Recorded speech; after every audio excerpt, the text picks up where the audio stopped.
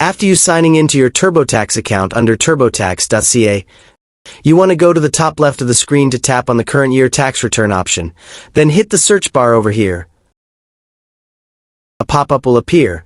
Then you want to search for TL11 as the keyword. Tap on the slip option over here.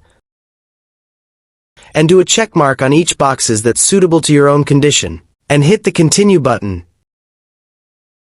Then you may insert your tuition fees from your TL11A or TL11C slips. After that, hit the continue button if you are done with the tuition fees, or click right here if you still have more slips or forms. Click on Done with Tuition Fees button. If you are eligible for Canada Training Credit, which simply are for those between 25 and 65 years old, you may enter the training limit based on previous tax year notice of assessment and hit Continue button. Click on Continue again. Check on the student summary and tap on Continue. And you are good to go. If you still have any question, just comment down below, and I will try my best to guide and help you guys.